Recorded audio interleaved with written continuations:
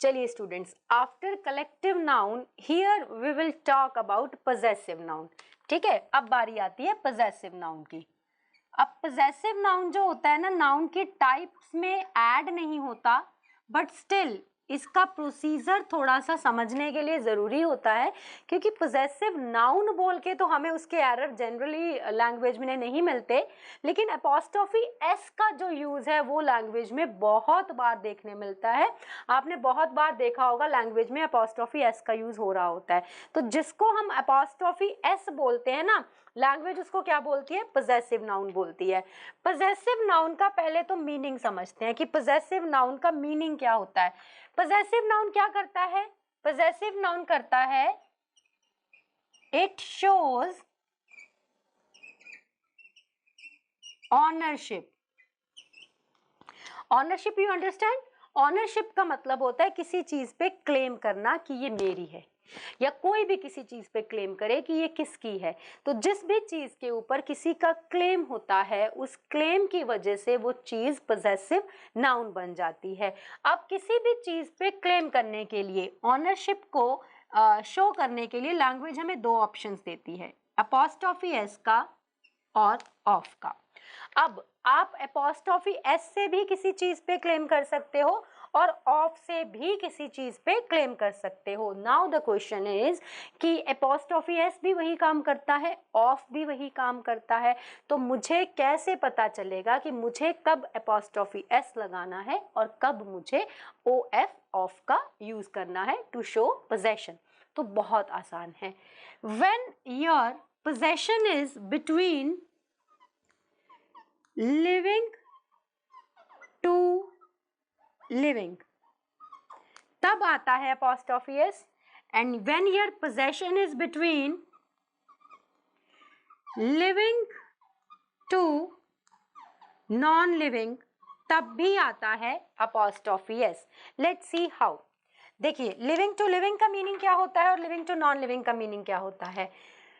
मेरे पापा कहें ये मेरी बेटी है, तो this is called living to living relationship. जैसे हमने लिख लिया यहाँ पे एग्जाम्पल में, राम्स वाइफ, देखो अपोस्ट्रोफी एस लग गया।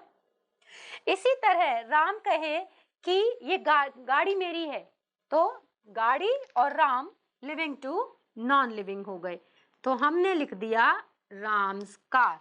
तो आप याद रखेंगे when it comes to apostrophe s to show possession, आप याद रखेंगे apostrophe s रिलेशनशिप एक्सप्लेन करता है लिविंग टू लिविंग का and living to non living का। Clear? Now when it comes to off, off कहाँ पे यूज होता है? ऑफ हमारे पास में आता है जब हम रिलेशनशिप दिखाते हैं non living to non living का।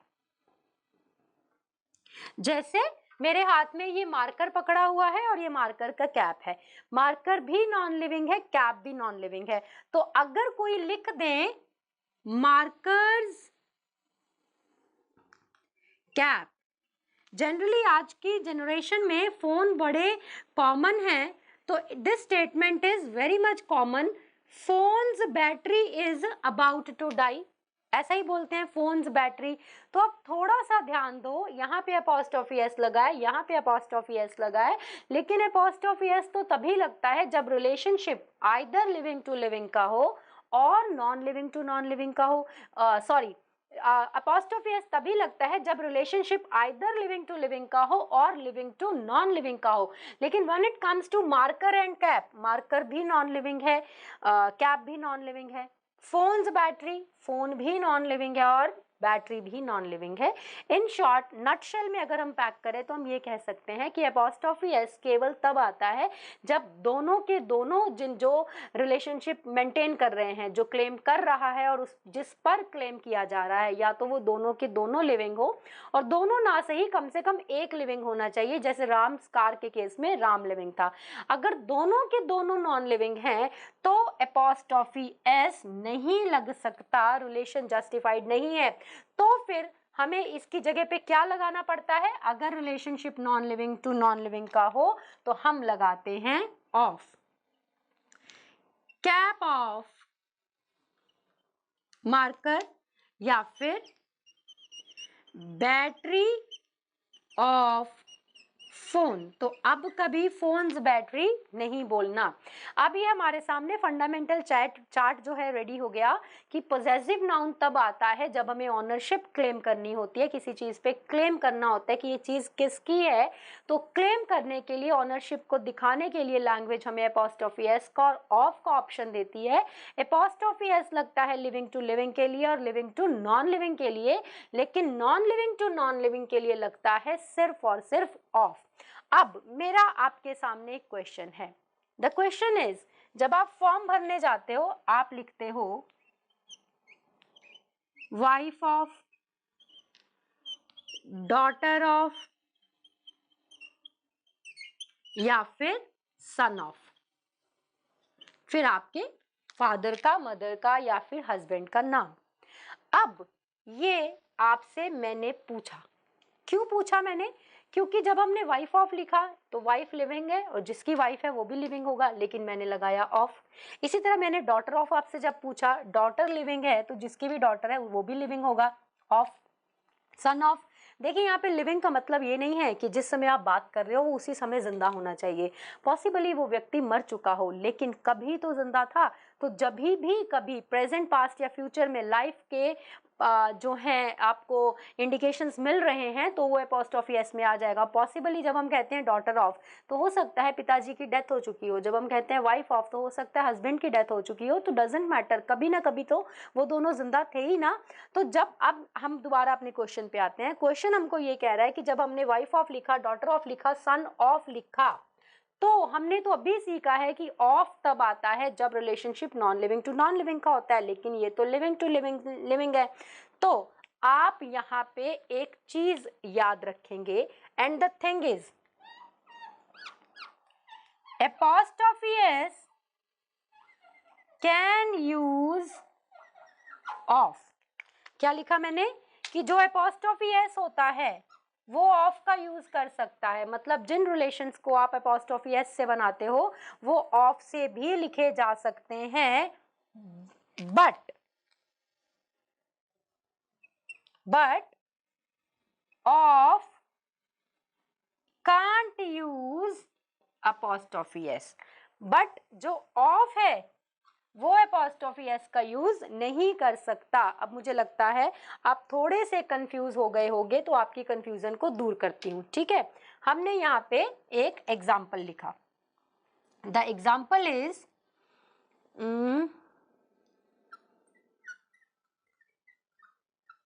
मोहन्स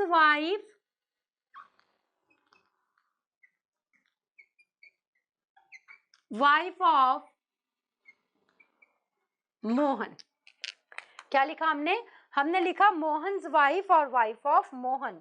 तो मैंने आपको अभी बताया कि जिन रिलेशनशिप को आप एपोस्ट्रोफी एस से बताते हो उनको आप ऑफ से भी बता सकते हो।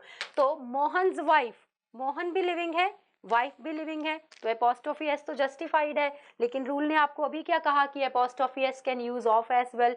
तो लिविंग टू लिविंग के रिलेशनशिप को ऑफ से और एपोस्ट्रोफी एस दोनों से बताया जा सकता है। तो ये दोनों करेक्ट हो गए, फाइन। अब हमने दूसरी चीज क्या देखी थी लिविंग टू नॉन लिविंग का? हमने यहाँ पे लिखा रमन्स हाउस। रमन लिविंग है, हाउस नॉन लिविंग है। अब हम इसको पलट देते हैं, हाउस ऑफ रमन। क्यों किया मैंने ऐसा? क्योंकि मैंने आपको अभी बताया कि apostrophe S can use of, मतलब लिविंग टू लिविंग और लिविंग टू नॉन लिविंग के रिलेशन को एपोस्ट्रोफी एस से भी दिखाया जा सकता है और ऑफ से भी दिखाया जा सकता है। बट अगर हमारे पास में है टेबल्स क्लोथ तो ये परमानेंटली रॉन्ग है। क्यों? ये लिखा है बट के साथ लिखा है मैंने कि एपोस्ट्रोफी एस तो ऑफ का यूज कर सकता है बट ऑफ एपोस्ट्रोफी एस का यूज नहीं कर सकता। मतलब लिविंग टू लिविंग और लिविंग टू नॉन लिविंग के रिलेशनशिप को आप एपोस्ट्रोफी एस और ऑफ दोनों से दिखा सकते हो, लेकिन non living to non living के रिलेशनशिप को सिर्फ और सिर्फ ऑफ से दिखाया जाएगा, उसके लिए एपोस्ट्रोफी एस यूज नहीं हो सकता। तो इसके लिए लिखना पड़ेगा हमको क्लॉथ ऑफ टेबल। ओके, तो देखिए अगर मैं अपने ब्रदर के साथ खड़ी हूं तो मैं लिविंग हूं, ब्रदर लिविंग है, तो कहा जा सकता है, सपोज मेरा नाम XYZ है, तो कहा जा सकता है XYZ's ब्रदर, एपोस्ट्रोफी एस लगा क्योंकि लिविंग टू लिविंग का रिलेशनशिप है, या फिर कहा जा सकता है ब्रदर ऑफ XYZ। क्यों? क्योंकि लिविंग टू लिविंग को हम एपोस्ट्रोफी एस और ऑफ दोनों से दिखा सकते हैं। ये मेरा मार्कर है, ठीक है, और अभी आपने मेरा नाम रखा है XYZ। ओके, तो मैं लिविंग हूं, ये नॉन लिविंग है, तो आप कह सकते हो XYZ's मार्कर या फिर मार्कर ऑफ XYZ, क्योंकि लिविंग टू लिविंग और लिविंग टू नॉन लिविंग के रिलेशनशिप को एपोस्ट्रोफी एस और ऑफ दोनों से दिखाया जा सकता है। लेकिन ये इसका कैप है, दोनों नॉन लिविंग है, इस पे एपोस्ट्रोफी एस किसी कीमत पे नहीं चल सकता, तो ये मार्कर्स कैप नहीं हो सकता। It should be, it has to be cap of the marker. This is the first part of the possessive noun. अब पजेसिव नाउन के अगर हम सेकंड पार्ट पे मूव करते हैं तो इसमें कोई ज्यादा टेंशन लेने वाली बात नहीं है, आपको सिर्फ याद रखना है वर्ड्स एंडिंग, क्या लिखा है, वर्ड्स एंडिंग विद एस। ऐसे शब्द जो एस से खत्म होते हैं, words ending with S, do not use apostrophe s। ऐसे शब्द जो s से खत्म होते हैं उनके साथ apostrophe s नहीं लगाया जा सकता है। just use apostrophe, सिर्फ और सिर्फ एपोस्ट्रोफी का निशान लगा दो। एपोस्ट्रोफी के निशान का मतलब होता है ये वाला कॉमा जो आप यहाँ पे एस के पहले लगाते हो। तो ऐसे वर्ड्स जो एस से खत्म होते हैं, जैसे हमने कहना है सपोज गर्ल्स पीजी, देखो गर्ल्स लिविंग है, पीजी नॉन लिविंग है, तो लिविंग टू नॉन लिविंग के रिलेशनशिप को एपोस्ट्रोफी एस से दिखाते हैं।